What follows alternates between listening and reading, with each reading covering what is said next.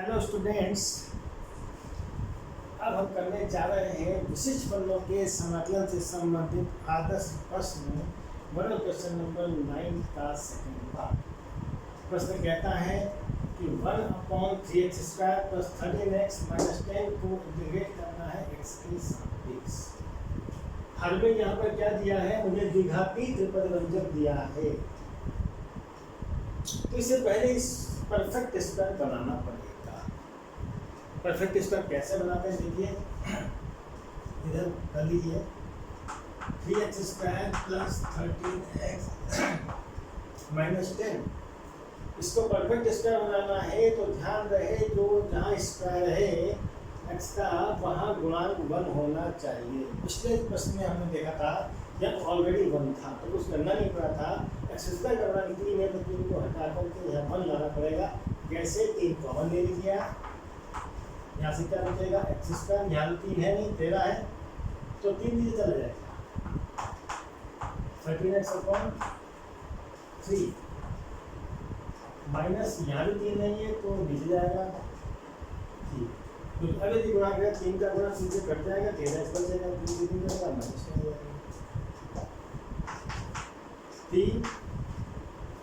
अब क्या करेंगे, कुछ मुझे ऐड करना पड़ेगा और कहीं घटाना पड़ेगा। कितना ऐड करना पड़ेगा? उसका करेगा x² का वर्गमूल x होता है तो x यहाँ रखा। इसका गुणांक कितना है 13/3। x का गुणांक 13/3। इसका आधा कर दो या 1/2 से गुणा कर दो, सारे का वर्ग कितना 13 का 13 3 6 का वर्ग। तो 13/6 का वर्ग जोड़ना पड़ेगा, उतना ही घटाना पड़ेगा। ठीक है, तो x² + 13x/3 - 10/3 13/6 का वर्ग जोड़ दिया और 13/6 का वर्ग हो गया। इसको नोट कर लें। 15 स्क्वायर में कौन कौन से जाएंगे? स्क्वायर का हमने किए थी और एक किए, इनके साथ x वाली टर्म जाएगी तो x का वर्ग धन 13/3x धन 13/6। ये दोनों एक साथ रहेंगे, फिर 10/3 धन 13/6 का हो गया बराबर 3। ये बनेगा परफेक्ट स्क्वायर। इसका परफेक्ट स्क्वायर बनेगा, इसका वर्गमूल x, इसका वर्गमूल 13/6। 13/6 का वर्ग है तो वर्गमूल का वर्ग हट जाएगा, 13/6 बचेगा। x से गुणांक वाला चिन्ह ऐसा गुणांक प्लस में है, प्लस साबित।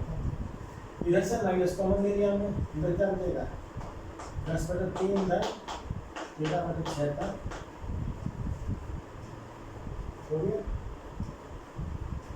फिर बराबर 3 x धन 13/6 इसका वर्ग। इसको हल कर ले थोड़ा सा, ये है 10/3 13 का वर्ग 169, 6 का वर्ग 6 6 का 36 ब्रैकेट क्लोज 3। ये वैसे रहेगा x धन 13/6 का वर्ग। लासा देकर हल करिए, 36 का लासा 36, 3 का भाग इससे 12 बन गया, 12 से 120 धन 36 1 गुणा 169 क्या बना 3 ब्रैकेट में x धन 13/6 का वर्ग। ये कितना हो गया 120 धन 169 290 हो गया, 290/36। अब 290/36 किसका वर्ग है 17/6 का वर्ग। यानी ये आ गया मेरे पास 3 ब्रैकेट में x धन 13/6 का वर्ग ऋण ये इसका वर्गमूल 17, इसका वर्गमूल 6। तो जो हल दिया था ये इसके स्थान पर रख सकता हूँ इसमें। रखा ये बराबर साइन ऑफ इंटीग्रल dx, हर के स्थान पर ये किसका वर्ग है, ये दिया है मुझे 3, बस ये बड़ा ब्रैकेट लगा तो अच्छा रहेगा। कितना है ये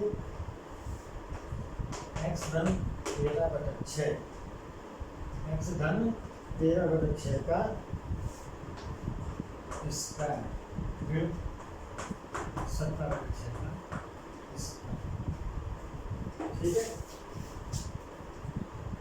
अब इसे मुझे समझ लिया गया। ये रफर क्या हमारा मिटा के इसको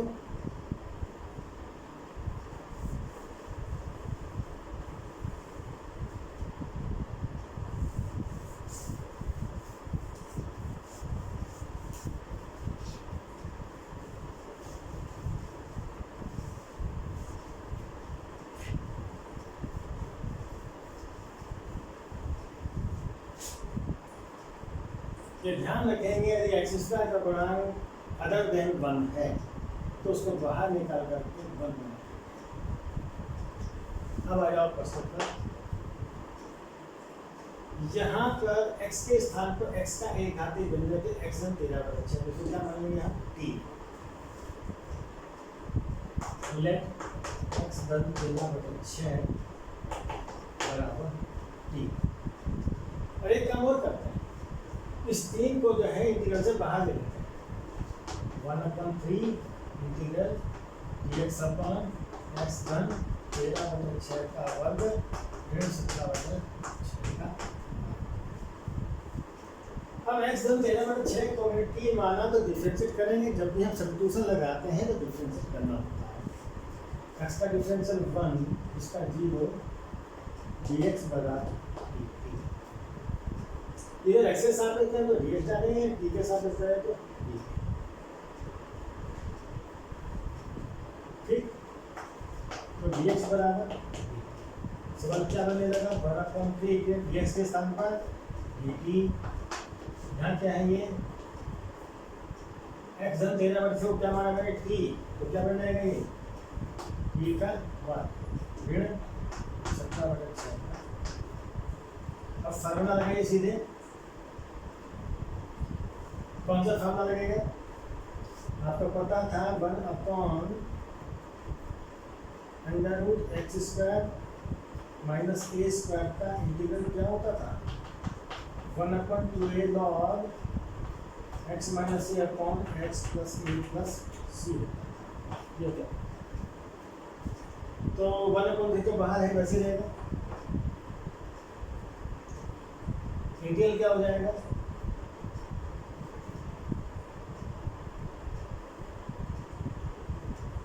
वन अपॉन 2a। a के स्थान पर कितना है 17/6, a के स्थान पर कितना है 17/6, यहाँ लिखेंगे 17/6। 1/2a हो गया, फिर log कितना है x - a मॉड ऑफ, यहाँ dt है तो t है t माइनस a, ये मतलब 17/6 बटा t प्लस a, ये means 17/6 plus constant of integration. जैसे ही हम इंटीग्रेट करेंगे कांस्टेंट ऑफ इंटीग्रेशन ऐड करना। यहाँ देखिए 2 से कट गया 3 बार, 3 से 3 कर देता है ताकि 1/17। आगे क्या है, log mod t - 17/6। ठीक है, एक काम और कर लेते हैं, चलो अपॉन t + 17/6। ये यहाँ से जब 1/17 बचा, log सेम था। अब आंसर में आ रहा है टी, लेकिन प्रश्न में मुझे कहीं भी टी नहीं दिया था, तो टी को हटाना पड़ेगा। कैसे? हमें माना था एक्स धन 13/6 बराबर टी, तो टी के स्थान पे ये फिर 1/17 लॉग, यहाँ क्या होगा, टी के स्थान पर एक्स धन 13/6, एक्स धन 13/6, ये कितना है 17/6 बट टी बराबर एक्स धन 13/6, मान किया धन 17/6 और सी, इसे मिटा दें यहाँ से। अब इसे सॉल्व करना है बस। 1/70 ये है, फिर लॉग ऑफ, इसको हल करवाइए। लासा कितना है 6, लासा है 6, फिर पूर्णांक है 6 गुणा एक्स, 6x धन 13 है 17 बटा, यहाँ से लासा 6 गुणा एक्स, पूर्णांक गुणा करेंगे 6x धन 13 धन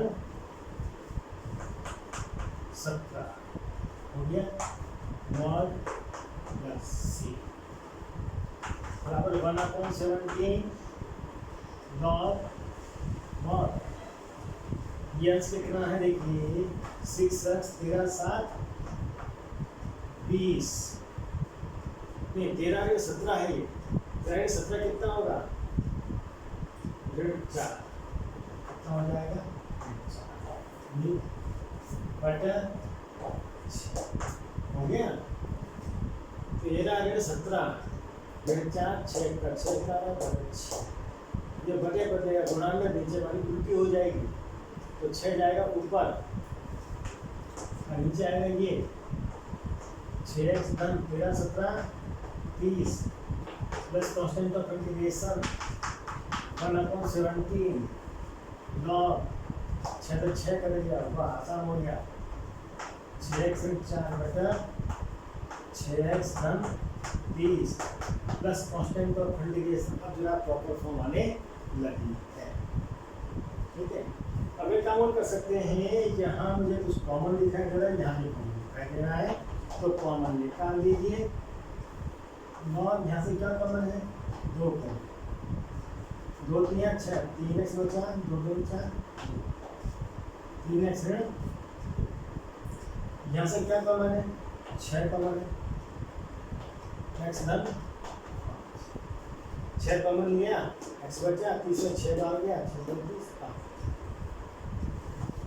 प्लस सी। ठीक है,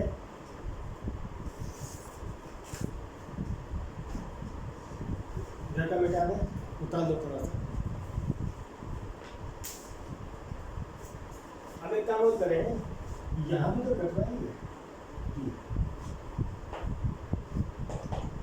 1/17 लॉग कितना बचाइए 3x - 2 अपॉन 3 गुणा x धन 5 प्लस सी। ठीक है,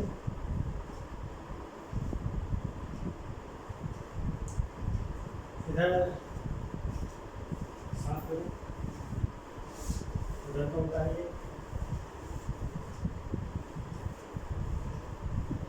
सवाल लेंथ ही पड़ेगा, अच्छी तरह प्रैक्टिस करनी पड़ेगी इसके सवाल में।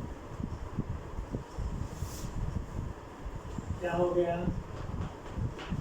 1/17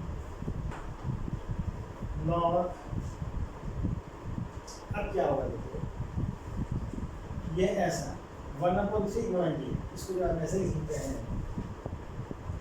3x 2 बटा x धन 5 गुणा ये 1/3 ये प्लस कांस्टेंट ऑफ इंटीग्रेशन।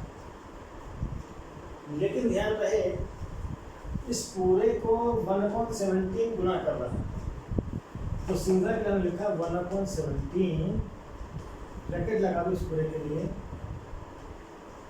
ये है log